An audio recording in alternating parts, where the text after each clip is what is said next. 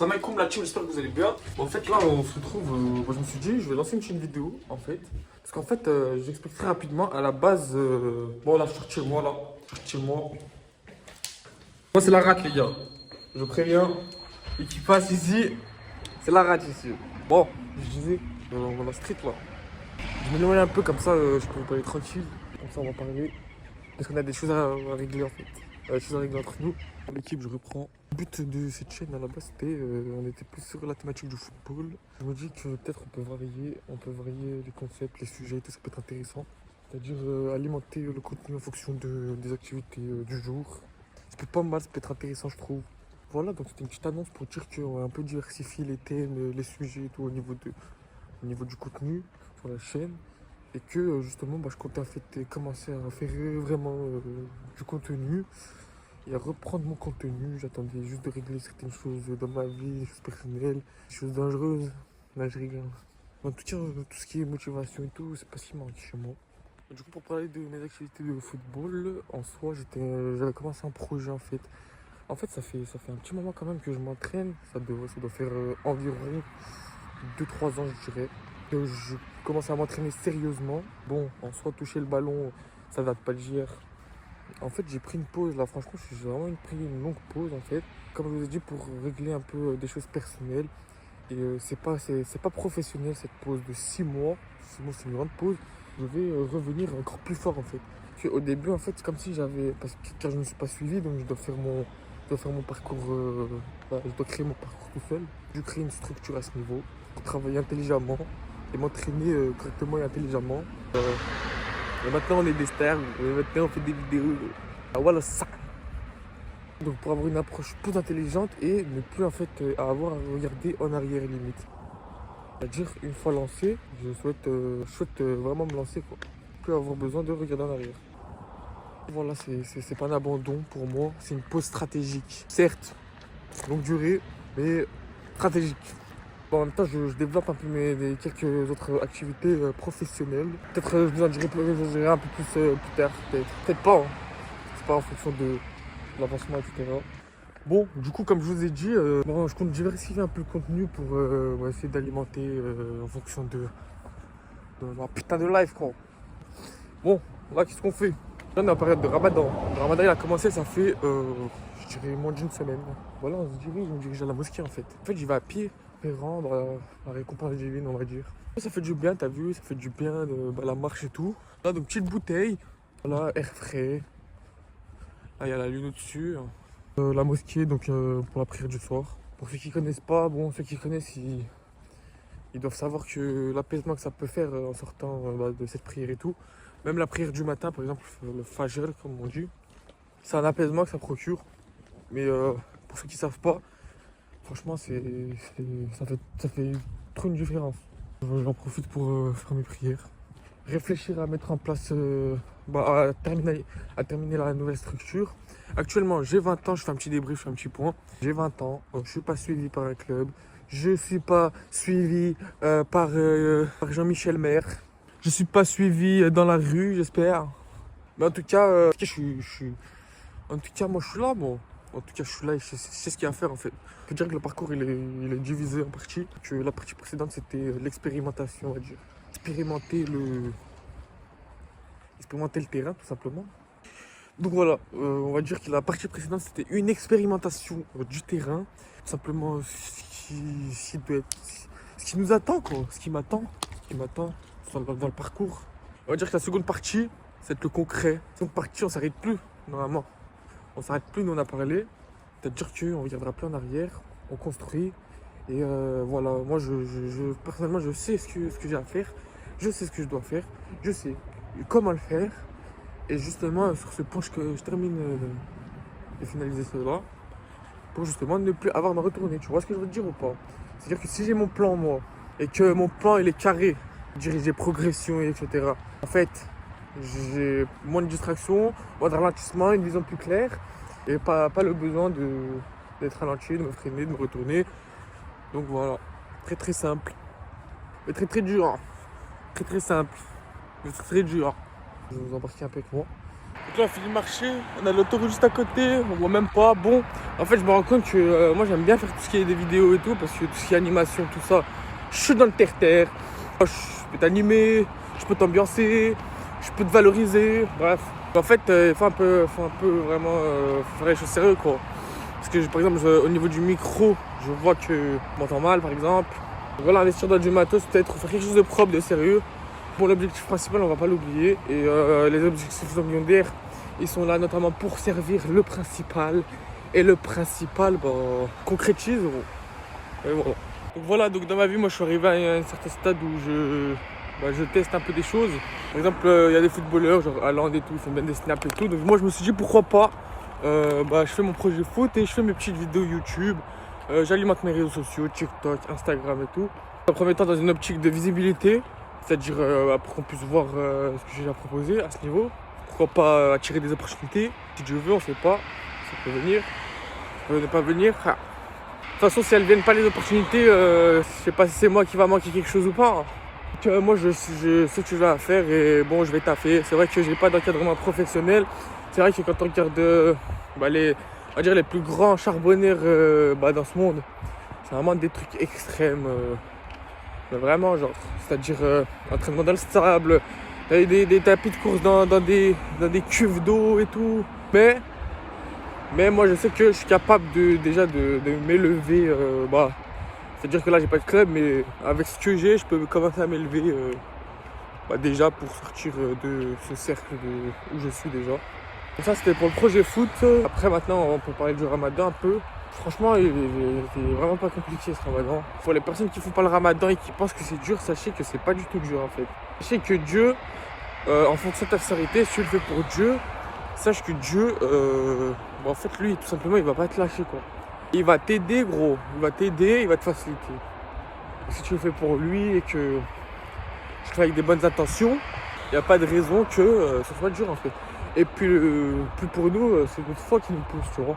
Après, il me semble que, faire un lien entre les deux, sport et foot et ramadan, tout ça un sujet un peu sensible, mais bon, nous, on n'a pas peur de se mouiller. S'il faut prendre la parole, on prend la parole, hein. Mais bon, on sait comment le faire aussi. Il me semble que, je crois que c'est en France, qu'à un moment, il y avait, dans certains pays, il y a des moments où, pour le jeûne, on autorise une petite courte pause, juste histoire de couper le jeûne, avec une date ou même une gorgée d'eau à une équipe, et puis ça redémarre. Il me semble qu'en France, ils ont décidé de supprimer cette règle ou de ne pas l'instaurer. Il me semble qu'elle a été instaurée ou qu'on a décidé de la supprimer. Moi je trouve que franchement, ça n'enlève rien en fait, ça n'enlève rien. C'est-à-dire que l'équipe adverse, elle peut ne pas jeûner forcément, ou alors qu'il y a des joueurs qui ne jeûnent pas. En fait, ça va rien leur enlever à eux. Alors qu'au contraire, ça peut enlever aux autres. Moi, je pense qu'il faudrait allier les deux, sachant que dans le sport, il ne devrait pas avoir de racisme. On devrait être tous unis. Pour moi, le sport, c'est une union. Le sport, c'est une union. Pour moi, il n'y a pas de racisme dans le sport. Pour moi, en fait, il y a le monde et le monde du sport. Enfin, entre guillemets, mais c'est complexe. Moi, le sport, ça rassemble tout le monde. C'est-à-dire que tu vas à la salle de sport, tu peux être une femme, tu peux être une femme, tu peux être un homme, tu peux être un jeune, tu peux être une tortue, mais donc tu vas à la salle, t'es taillé, tu vois, tous ensemble quoi. Donc pour moi, ça ne devrait pas exister la discrimination dans le sport. Si la discrimination ne devrait pas exister, on devrait mettre en place et instaurer des règles d'union et de cohésion, dont notamment de garder cette règle pour la coupure. 2 minutes, 3 minutes, ça enlèverait quand même les gars. On est des coachs, non? Là, je parle de France, le sélectionneur c'est DJ Deschamps. Je vais pas le tailler, moi, DJ Deschamps, parce que le gars, il fait 1 heure de planche. Faut respecter quand même. Que tu fais 1 heure de planche, c'est que tu es un coach, tu sais, tu connais les valeurs. Tu ne devrais pas déranger. Et pour moi, ça n'a pas sa place, en fait, tout ce qui est discrimination, tout ce qui est ça n'a pas sa place dans le sport, en fait. Ouais, ça gâche tout. Ça gâche tout parce que nous, sport, on parle performance, concentration, on parle skills. Ça vient tout gâcher, en fait. Au sport, on peut avoir des Chinois comme Hengmingson, on peut avoir des Noirs comme Sadio Mané, on peut avoir des Arabes comme Benzema, on peut avoir, voilà. Il ne devrait pas y avoir de frein à aucun niveau. Et franchement, il y a déjà de belles règles. Ouais, juste, je voulais valoriser un peu quand même, pour ne pas que parler des points négatifs. Vous me voyez pas trop dans le nord, mais bon, Je vais en profiter pour valoriser un minimum ce dont j'ai conscience, ce dont j'ai connaissance. Le sport en France, franchement, déjà, c'est un droit. C'est un droit sportif. Bah, c'est un droit de faire du sport, tout simplement. Si, bah, on peut t'aider. Il y a des... comment on appelle ça? Des subventions. Il y a des subventions pour t'aider à pratiquer ton sport. Et c'est pas mal. Et c'est pas mal pour les personnes en difficulté. C'est pas grand-chose, mais c'est toujours utile. C'est toujours une aide, franchement. Et c'est valorisant. Fait qu'on ait conscience d'un manque d'accessibilité à ce niveau et on te pousse à prendre soin de toi, mec. Bah oui, faut pas se laisser aller. Et même ton pays, il veut pas que tu te laisses aller. Et même ta femme ne veut pas que tu te laisses aller. Même tes enfants ne veulent pas que tu te laisses aller. C'est pour ça que c'est important de prendre soin de son physique, son mental, etc. Et ça d'ailleurs, bah voilà, donc là j'ai fait un pont entre le ramadan, le foot. Et là, je fais un pont entre le sport et mon business, mon prochain business. J'en profite pour parler de mon prochain business. J'ai toujours su que j'avais un peu cette fibre créative et au début, j'ai connu le monde salarial quand même un minimum. Bah voilà, j'ai fait mes premières expériences dans le monde salarial justement. C'était pas forcément ce qui m'attirait et je sentais que j'étais capable de mieux. Et je sentais que c'était pas ma voie, donc des fois on se cherche, on trouve sa voie. En l'occurrence, pour moi, c'était pas la bonne. Je me suis dit qu'il fallait que je prenne le taureau par les cornes. Et donc, j'ai décidé d'entreprendre. Et j'ai entrepris plusieurs choses à la base. J'ai commencé avec des petits business comme... Moi, je me souviens plus exactement, mais je sais que je suis passé par des petits business. Oh là là, c'est quoi ça? Je crois que c'était une Vago, voilà. Je crois que c'était un camion, Zebbi. Je me suis dit, il y a les decks ou quoi? Bref. Voilà quoi, en fait. Et du coup, j'ai entrepris. Au début, j'ai entrepris et puis à force d'entreprendre, j'ai fait business sur business. Parce qu'en fait, j'arrivais pas à trouver le business.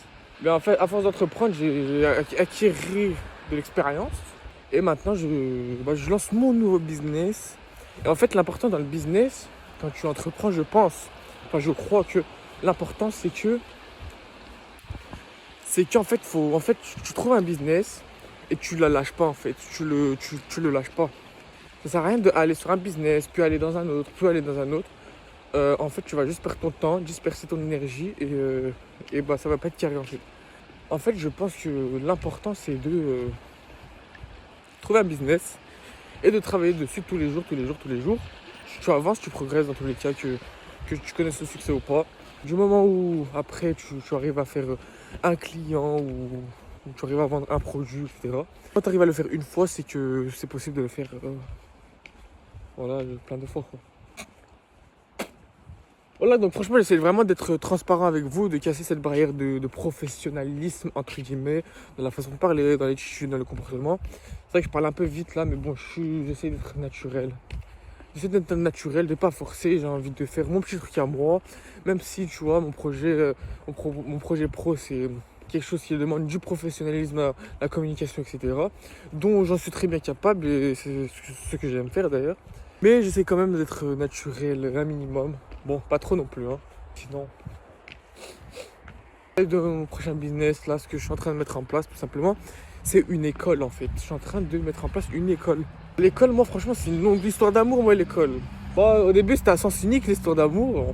Franchement, c'était compliqué au début, franchement. À partir du collège... sachant que j'ai fait 2 collèges, moi, déjà. Au début, j'étais dans un collège.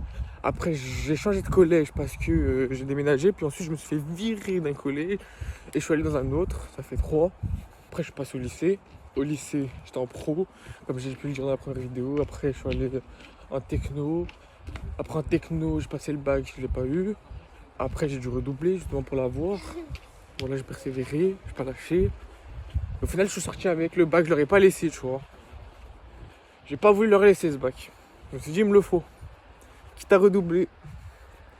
Mais je pars avec. Et Dieu merci, je suis rentré avec mon bac. Puis ensuite, j'ai découvert les études supérieures en fait. Et d'ailleurs, dans la carrière d'un footballeur, ça je pense que c'est assez rare. Parce que généralement, on termine le lycée, on prend son bac, puis on se concentre à fond sur le foot, quoi. Ça c'est déjà suivi à partir du lycée. Bon, moi, tout ça, ça me fait pas peur. Tout ce qui est... Bon, les gens peuvent voir ça comme du retard. Moi, je vois ça comme mon parcours, quoi. Je suis allé dans les études supérieures et justement dans le sport quoi. Avant je faisais pas de sport. Au lycée j'ai fait de la muscu. J'ai bien aimé en fait. J'ai bien aimé la muscu parce qu'en fait je connaissais pas en soi. Je n'avais jamais approché ce monde. Et quand j'ai commencé à faire de la muscu, franchement j'ai bien aimé en fait. Et donc je me suis inscrit à la salle. J'ai décidé de faire mes études supérieures dans le monde du sport. En fait j'en avais marre d'être assis sur une table quoi. D'être assis sur une table à écouter un prof, c'est bien les études. Moi j'aime beaucoup les études et j'aime beaucoup le système éducatif en soi. C'est vrai que c'était pas ma voie, mais je crache aucunement sur le système éducatif et son environnement. Parce que en études supérieures, c'est pas du tout comme au lycée, etc. Et même au lycée, c'était pas mal franchement. Du coup, études supérieures dans le sport. J'ai appris un peu l'anatomie du sport, l'envers du décor, tout ce qui est science même, sciences du sport, etc. C'est complexe. J'avoue que c'est complexe. Il faut se donner les moyens. Mais si vraiment tu te creuses le crâne, tu veux comprendre, tu vas apprendre. Franchement, si tu as l'occasion, la porte ouverte, et franchement, c'est super. Moi, je savais que moi, j'aurais bien voulu, mais finalement, je me suis dit que peut-être c'était pas forcément ma voie. Je me suis cherché autre part. Peut-être que je me trouverai autre part. Peut-être que je regretterai les études. Peut-être qu'au contraire, j'ai pris la bonne décision. On verra ça avec le temps. Mais bon, pour en revenir, donc j'ai décidé de créer ma propre école. Vous allez me dire, mais comment ça, ta propre école? C'est très simple. Le système éducatif, en fait, tu t'apprends tout simplement, il t'apprend les matières de base, le français, il t'apprend l'histoire, etc. En fait, moi, je souhaite aller au-delà de cela, tu vois. C'est-à-dire pour un jeune de 16 ans qui va à l'école, même 15 ans, même 17, 18, bref. Pour un jeune comme ça, aller en cours et tout.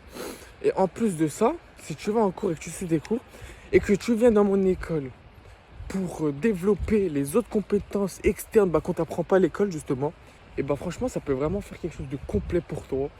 Et c'est ce que j'essaie de mettre en place et de développer. Ça serait de développer les piliers fondamentaux d'un être humain en dehors du scolaire en fait. En dehors du scolaire. Mais ça peut très bien et ça devrait se compléter en fait. L'école plus mon école à moi, l'école académique française ou t'as compris, en plus de mon école. Et franchement là, il y a vraiment quelque chose, il y a vraiment moyen de faire quelque chose de sérieux et de concret pour un développement quoi. Une personne qui souhaite s'élever, se développer, il y a vraiment moyen de faire quelque chose de concret. Voilà, moi je réfléchis à mes idées, je mets ça en place, avec une équipe de choc, je vous mens pas. Moi je bosse toujours avec des gens au top, pour aspirer les gens à être au top quoi. Vous allez me dire, mais concrètement c'est quoi les piliers fondamentaux? Moi je vous dirais que pour retrouver par exemple l'aspect mental, à l'école on t'apprend pas à développer ton mental, prendre des bonnes décisions, etc. Tu vois ce que je veux te dire? À l'école, t'arrives, on te met une leçon, on te dit apprends, on te dit comprends, apprends, et tu te retranscris sur ta feuille. Lors de l'examen, on te note. C'est aussi simple que ça à l'école. Encore une fois, je crache pas dessus. Je suis pas en compétition contre le système éducatif. Au contraire, je dirais que faudrait avoir les deux. Franchement, ce serait au top. Mental, tu développes ton mental chez moi. Ton physique aussi. Ton physique, tu as du sport à l'école, mais chez nous, on rentre en profondeur, tu vois. Et en fait, je compte remettre en place quelque chose par niveau, tu vois. Par niveau, c'est-à-dire débutant. C'est-à-dire si tu connais pas encore... on a marché quand même. J'ai bien parlé, on a bien marché. Donc si tu comptes mettre... tu vois, si tu comptes commencer dans le sport, par exemple, ou dans l'aspect mental, on commence par les bases, tout ce qui est débutant. Donc on inculque les bases de la thématique et du sujet. Au final, on va chercher à progresser, quoi. On va chercher à progresser sur du concret. Et il y a moyen de faire quelque chose de sérieux, de propre, de carré.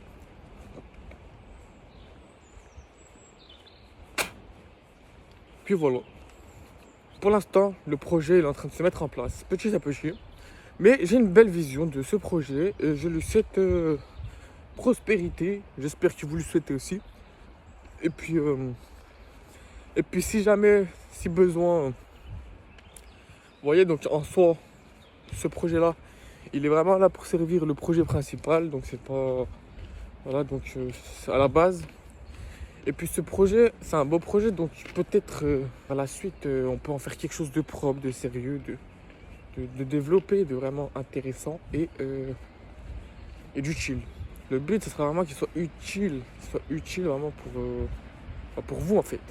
C'est pas que tu achètes comme ça, c'est que si tu viens et tu t'y mets, si tu, bah, par contre, il faut des efforts, tu vois. Il faut que si tu viens ici, ça sert à rien de venir pour venir.